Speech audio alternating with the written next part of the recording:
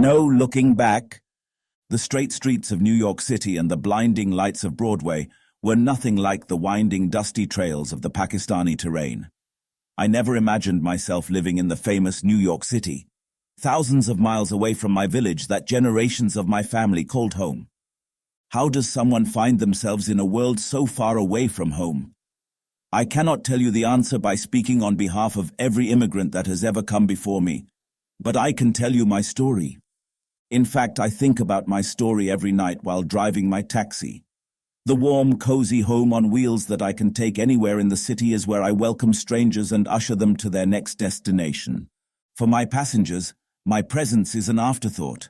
They just see a big yellow taxi. Every taxi driver is the same man doing the job of getting them from point A to point B. I don't feel like I'm a nobody. Actually, I feel like I am your friend for only just a few minutes or for an hour, depending on where you want to go in the city. Nobody who ever entered my taxi has ever asked me my story, which is why I'm telling it to you now. I thought sharing it with someone will help me get what I know out of my system and into the collective consciousness. Sometimes that's all we want to do, get our story out of our system so we can forget about how we felt while living it. Many of my colleagues had families. They drove because they had mouths to feed, tuition to pay, and dreams to fund. For me, I had no children, no wife, and nobody depending on me to make something happen for them. I drove because I had nowhere to go, nobody to see, and nothing else to do.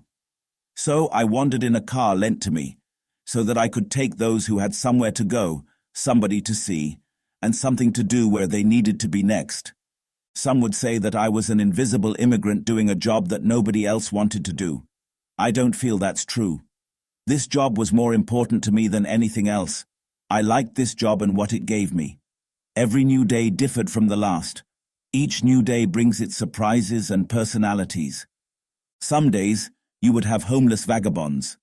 They had no home or material chains, but they carried the chains of their burdens with them.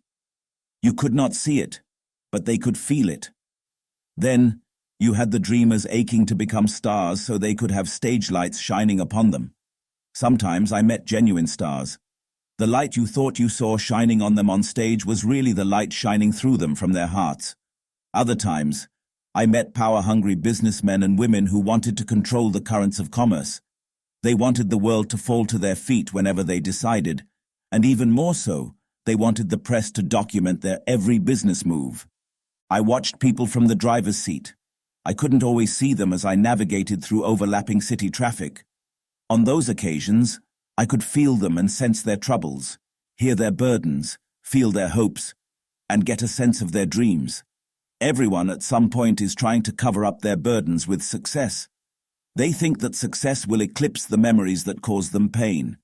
A big break, they figure, is what will break the past off from the future. It doesn't seem to work that way from what I've gathered.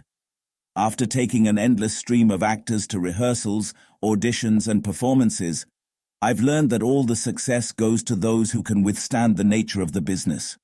Whoever is left standing gets the job. Not everybody is cut out for the rigor of the routine and can withstand the trials. True stars just don't give up. Then, there are the tortured artists who question their sanity, their well-being, their choices, and pour it all into their art. They don't expect anyone to understand. For them, making their art is the only way to cope with a crazy world. Artists just can't conform their minds to a system that makes little sense. I never felt emotional highs and lows. I have felt sad, and I have grieved. I too have worried if I'll make it over the bridge on a snowy night. How would I find an apartment in New York City? The problems of my life were mundane and trivial.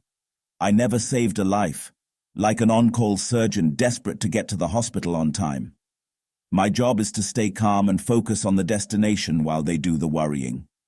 I wish I could say that I had big dreams for my life, but I didn't have any. For me, making it to America was an accomplishment that few foreigners could achieve. I made it from Pakistan because of the Gulf Wars. I lived in a territory that was becoming overcome by religious hostilities. The spiritual division created a social division. The disturbances in the region made it impossible for people to live a normal life, so our family migrated to other countries. My family moved to northern India, but I couldn't see myself living there. So, I applied for entry to the United States with the help of a humanitarian organization's lawyers. The decision disappointed my family, but they understood that not every place is compatible with a person's spirit, so they supported me and we stayed in touch. I became a taxi driver because I could memorize a map well. After taking English classes at the community center, I studied the city road maps at night. I settled into a Pakistani neighborhood, and my acquaintances helped me to get the job as a driver. I did not have many friends. I kept largely to myself. I stayed in the same apartment for many years. I drove for the same taxi company until I retired.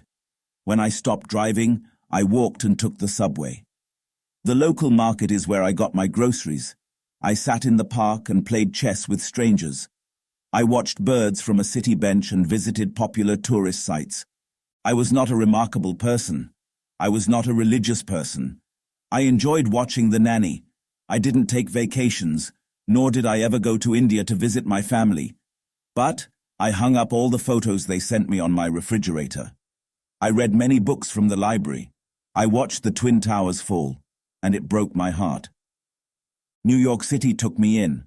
It didn't lift me up or celebrate me, but New York City gave me a chance to start a life. It's all that the city owes you, a shot to find your own way. The streets of New York City lead to many destinations and many worlds where you can have many experiences. Getting into a taxi, you have to know where you're going. Decide about who you're going to be and what you're going to do when you get there. When you decide, life takes you there. I lived a happy life. In a chaotic city, I found calm.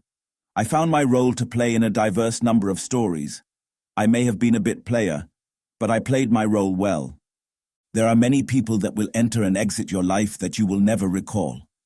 They'll play in the background scenes and lesser roles, but they're in their own show too, and you're a background player in the story of their lives. And yet it all overlaps and it all makes sense in a way that we can't see. Wherever you're going, take a moment to observe those around you. You don't have to ask them their stories, but you can watch them. People will tell you everything you need to know because people wear their hearts on their sleeves.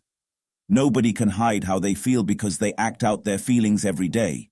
You can hear it in their voices, the words they say, the choices they make, even the streets they prefer to go down.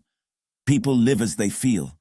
The only problem is, while what you feel may be obvious to everybody else, you're the last person to see it. Sometimes, when it's too late. Sitting in the front of a taxi has shown me you can't look at your life through the rearview mirror, but you can choose which road you go down, if you take the scenic view or the fast route, if you want to take the road less taken or follow the crowd. There is only forward motion. It doesn't help to keep looking back at your mistakes or where you've been. You won't find understanding back there trying to retrace your steps.